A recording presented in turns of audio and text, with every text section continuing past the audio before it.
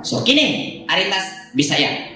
Kini nga post naghatag og tulo ka tin-aw nga mga saksi. Isip ebidensya sa pagpamatuod nga ang Sabat nga adlaw sa Bagong Tuod, New Testament, in Hebrew term, Brit Kadash, sa pagkatinuod mao ang adlaw sa pagkakaron na ilhan nga Sabado.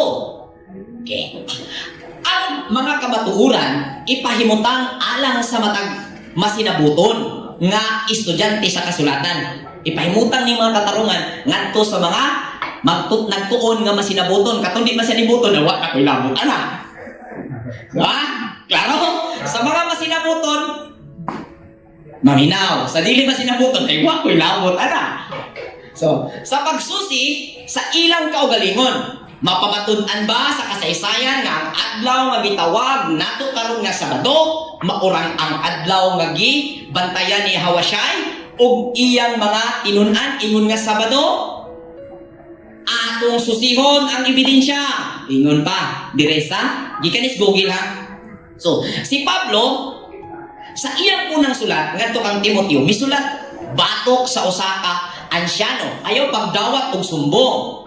Kundili atubangan sa duha o tulo ka saksi. So, ano to advice ni Apostol Paul sa isang zaking which is Timoteo na di ka mo dawat og kanang bisan unsang sumbong ba kahit anong ano ba sa Tagalog yung sumbong pa rin kahit anong sumbong na hindi mapapatunayan ng dalawa o tatlong saksi. So mayroong standard ang Torah, 2 or 3 witness para i-justify na yung testimony mo, yung sumbong mo ay tatanghaling tama.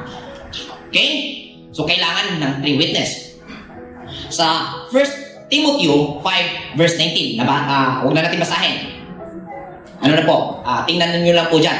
So, nagkutlo sa balaod sa paghukom sa mga tao nga gikuha gikan sa daang tugon. So, kanang standard sa Torah, mabasa sa Deuteronomio, Kapitulo 19, versikulo 15. So, sa susama, maghatag usab kami og tulo ka mga saksi aron mahimo ang kaso nga pulong nga Sabat sa tinuod ang adlaw nga na mailhan nga Sabado. So, mag-provide og 3 witness aron ang Sabado nga giingon nga mao ang Sabat mapamatud-an nga mao gyud.